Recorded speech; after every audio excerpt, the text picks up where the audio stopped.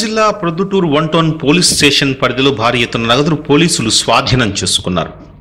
హైదరాబాద్ నుంచి ప్రైవేట్ ట్రావెల్స్లో వచ్చిన తిరుమలయ్య అనే బంగారు వ్యాపారి నుంచి 49 లక్షల రూపాయల నగదును ఉమేష్ చంద్ర సర్కిల్లో ఆటో వెళ్తుండగా పట్టుకున్నారు.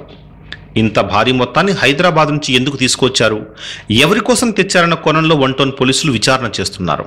బంగారాన్ని అమ్మిన సొమ్మేనని చెబుతున్నా అయితే ఆ డబ్బుకు సంబంధించిన పత్రాలు లేకపోవడంతో జిల్లా ట్రెజరీ కార్యాలయానికి పంపినట్లు 1 టౌన్ సిఐ రామలింగ తెలిపారు.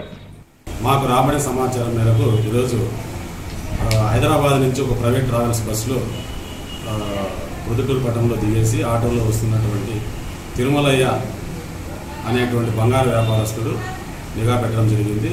ఉమేష్ చంద్ర సర్కిల్ వద్ద వచ్చేసరికి అతను ఒక బ్యాగ్లో 49 లక్షల రూపాయలు నగదును తీసుకెళ్తా ఉన్నాడు. మనకు రూల్స్ ప్రకారము అంత డబ్బు కలిగి ఉండడం కావచ్చు, తీసుకుని వెళ్ళడం అనేది రూల్స్కి విరుద్ధము. వెంటనే మేము ఫ్లయింగ్ స్క్వాడ్ టీమ్ 1 ఇన్ఛార్జ్ అయినటువంటి రాజేశ్వరి మేడం గారికి ఇన్ఫార్మ్ చేయడం జరిగింది. అదేవిధంగానే పంచాయతీదారులుగా ఉన్నామని చెప్పేసి కూడా వీఆర్ఓని అడగడం జరిగింది.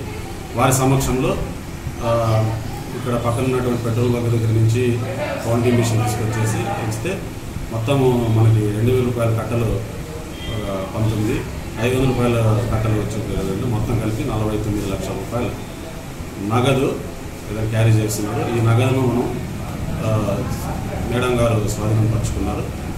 దీన్ని డిస్ట్రిక్ట్ ట్రెజరీ ఆఫీసర్ వారికి హ్యాండ్ ఓవర్ చేయడం జరుగుతుంది.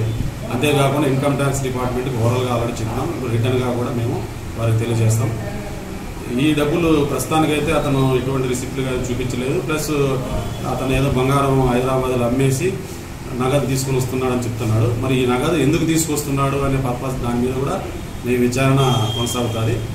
ఇది ఏదన్నా పార్టీకి సంబంధించి ఏదన్నా డబ్బులు తీసుకొస్తున్నాడు అనే విషయాలు కూడా మళ్ళీ తర్వాత ఏదైనా బయటకు వస్తే దాని పరంగా కూడా మేము చట్టపరంగా చర్యలు తీసుకుంటాం.